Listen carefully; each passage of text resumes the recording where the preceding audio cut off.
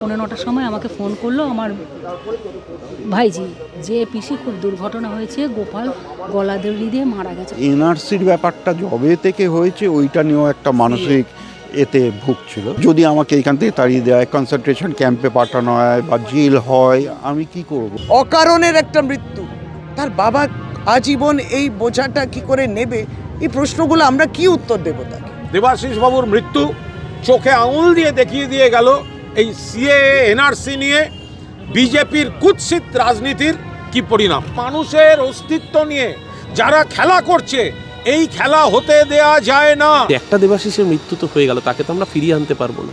আর কত দেবাশিসের মৃত্যুর বিনিময়ে দানবীয় আইন বন্ধ হবে?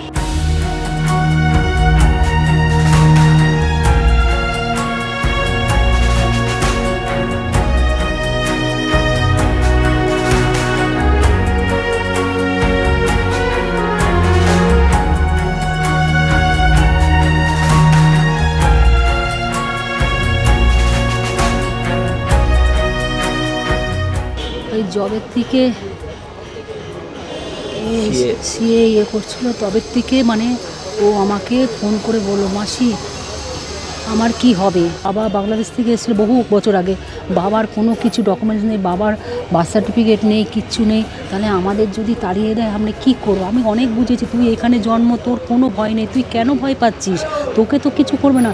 সেই ওই এক জিনিস নিয়ে ওই একই ইস্যু বারবার, এর আগেও একবার এরকম হয়েছিল 2021 সালে। আমি অনেক বুঝেছি, ফোনে প্রচুর বুঝিয়েছি। মামার বাড়ি গেছে, আমি তো বাড়িতে ছিলাম, এইটুকু যাই হোক কথা হয়ে গেছে। তারপর রাত 8টার সময়, 8:30 না 9:15টার সময় আমাকে ফোন করলো আমার ভাইজি যে পিসি খুব দুর্ঘটনা হয়েছে, গোপাল গলা দড়ি দিয়ে মারা গেছে। আমি সেই অবস্থায় দৌড়েছি সুভাষ গ্রামে।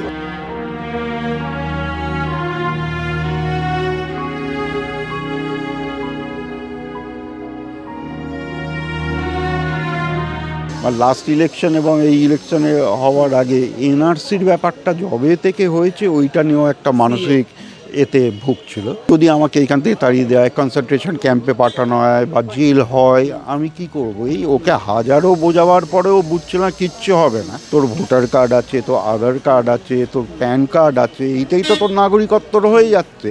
কিছুতেই ও বুঝতে চাইবে না। ও ইউটিউব চ্যানেল বা অন্যান্য চ্যানেলে তো ভুলভাল অনেক নিউজ আছে। ওই হ্যাঁ, একদম একদম সিএ নিয়েও আতঙ্কে ভুগছিল, তার থেকে এই ঘটনাটা ঘটলো।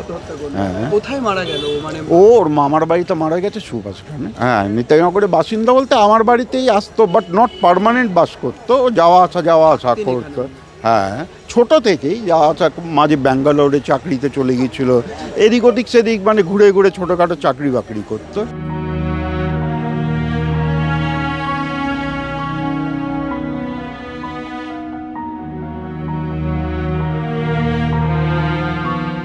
সিএ নিয়ে যে আতঙ্কটা তৈরি করেছে, যে এরকম আসামে মৃত্যু হয়েছে, সুইসাইড হয়েছে, এই খেলাটা ভারতীয় জনতা পার্টি এবং সেই সরকার যেটা করছে সেটা অত্যন্ত মারাত্মক। এটি নিষ্পাপ প্রাণ চলে গেল। এরা কারা যারা আমাদের প্রশ্ন করছেন তুমি নাগরিক কি না? এরা কারা?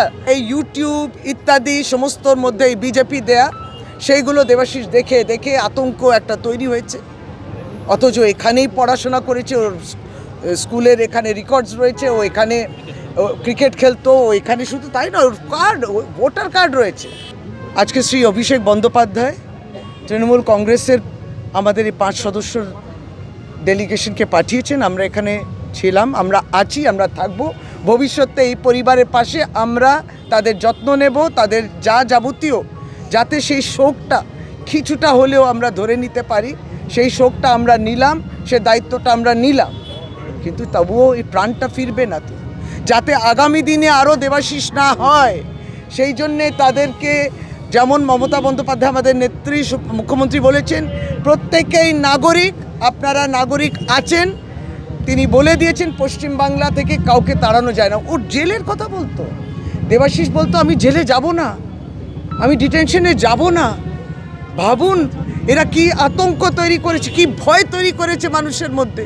এরকম যারা আপনাদের প্রেস মাধ্যম যতজন আছেন এখানে, আপনাদের ক্যামেরার মাধ্যমে তাদের কাছে পৌঁছে যেতে চাই, যারা দেবাশিসের মতো এরকম প্রশ্নের মুখে দাঁড়িয়েছেন, কোনো প্রশ্ন আপনার উত্তর দিতে হবে না, আপনারা নাগরিক, আপনারা পশ্চিমবাংলায় সুন্দরভাবে সুস্থভাবে থাকুন। এই গোটা জিনিসটা মানুষ আতঙ্কিত, মানুষ উদ্বিগ্ন। সেই মানসিক শকটা কোন জায়গায় পৌঁছেছে যে একজন যিনি সারাক্ষণ এই আলোচনা করতেন, আমি ডিটেনশন ক্যাম্পে যাব না, আমি জেলে যাব না, আমি এদেশেই থাকবো, আমাকে ওরা বার করে দেবে, শেষ পর্যন্ত আত্মহত্যা করে ফেললেন।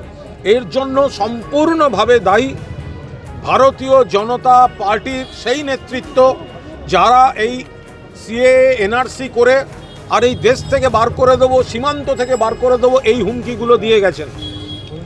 মমতা বন্দ্যোপাধ্যায়, অভিষেক বন্দ্যোপাধ্যায় এবং তৃণমূল কংগ্রেস পরিষ্কারভাবে মানুষকে বলছে, আপনারা এই বিজেপির বিরুদ্ধে একজোট হন এবং এইটুকু নিশ্চিত থাকুন, বাংলায় কারুর গায়ে হাত দিতে দেবে না তৃণমূল কংগ্রেস। এখানে মমতা ব্যানার্জি আছেন, যারা ভোটার তালিকায় নাম আছে, যাদের আধার কার্ড আছে, যাদের রিলেটেড ডকুমেন্টস আছে, তারা প্রত্যেকে ভারতবর্ষের নাগরিক, এখানকার নাগরিক। তাদের নতুন করে এদেশ থেকে বের করে দেওয়ার ক্ষমতা কারণ নেই। কিন্তু শুধুমাত্র ভোট পলিটিক্সের জন্য মানুষকে বিভ্রান্ত করে, জল ঘোলা করে, আতঙ্ক তৈরি করার জন্য এই বিজেপি কখনো সিএএ এনআরসি, কখনো বিবৃতি দিচ্ছে দেশ থেকে বার করে দেওয়া, কখনো আধার কার্ড ডিঅ্যাক্টিভেট করে দিয়ে আতঙ্ক তৈরি করে দিয়ে বলছে বিজেপিকে ভোট দাও, তাহলে সেই কার্ড চালু করে দেবো। এই গোটা ঘটনাগুলো এক সূত্রে বাঁধা এবং সেই জায়গায় ভারতীয় জনতা পার্টি এর জন্য দায়ী। আমার কাছে ওর পরিবার আসে, মাসি আসে এবং মেসো আসে, প্রথমে মামাও সাথে ছিলেন। ডেড বডি হ্যান্ডওভার, যে কোনো আনন্যাচারাল ডেথ হলে কাউন্সিলরকে একটা হ্যান্ডওভার সার্টিফিকেট দিতে হয়, যেই সার্টিফিকেটটার বেসিসে পুলিশ পোস্টমর্টমের পর তার ডেড বডিটা কার হাতে দেওয়া হবে সেটা নিয়ম হচ্ছে নিয়ারেস্ট রিলেটিভের কাছে দিতে হয়। এবার যেহেতু ছেলেটির বাবা রয়েছেন, মা মৃত কিন্তু বাবা বেঁচে রয়েছেন, তাই স্বাভাবিকভাবে বাবার হাতে দেওয়ার কথা। তখন আমি মাসিকে বলি এটা বাবার হাতে দিতে হবে। বললেন বাবা আসছেন, সোনারপুর থানা থেকে আসছেন। তো বাবা আস্তে আস্তে তখন যে 10 মিনিটের মধ্যে ওর বাবা চলে আসেন, সেই সময় কথা প্রসঙ্গে আমি জিজ্ঞাসা করলাম কেন এরকম হলো, পারিবারিক কোনো কারণ ছিল কি না, কৌতূহলবশত। তখন যে কথা ওনারা বললেন আমি স্তম্ভিত হয়ে গেলাম। বলছেন ছেলেটি সিএ এরকম নোটিফিকেশন হওয়ার পর থেকে আতঙ্কিত ছিল, প্যানিক অ্যাটাক হচ্ছিল, খালি বলতো আমাকে 14 বছরের জন্য জেলে পাঠিয়ে দেবে, আমাকে বাংলাদেশ চলে যেতে হবে, আমাকে এইসব ছেড়ে চলে যেতে হবে, আমি আতঙ্ক নিতে পারছি না, আমি আর বাঁচতে চাই না। এর আগেও নাকি 2019 সালে যখন এনআরসি নোটিফিকেশন কথা হচ্ছিল তখনও নাকি ছেলেটির মধ্যে এরকম হয়েছিল। তো ওরা অনেক বুঝিয়েছিল বাড়ির লোক। তারপর পরশুদিনও মামার বাড়িতে যায় এবং গিয়ে এই করুণ পরিণতি। আমার একটাই প্রশ্ন আপনাদের সংবাদ মাধ্যমের মাধ্যমে, যে একটা দেবাশিসের মৃত্যু তো হয়ে গেল, তাকে তো আমরা ফিরিয়ে আনতে পারবো না।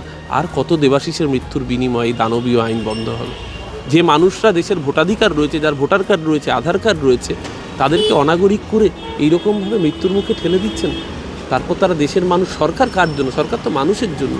এই কেন্দ্রীয় সরকার কার জন্য আমি জানি না। আর কত দেবাশিসের মৃত্যুর বিনিময়ে মৃত্যু মিছিল থামবে আমার জানা নেই। মৃতদেহ উদ্ধার হয়েছে সোনারপুরে তার মামা বাড়িতে। ও বাড়ি আমাদের এই নেতাজি নগর, ও থাকতো এখানে, ওর মামা বাড়িতে গিয়েই ঘটনাটা ঘটিয়েছে। একটা দুঃখজনক মৃত্যুর ঘটনা ঘটেছে একজন সহনাগরিক।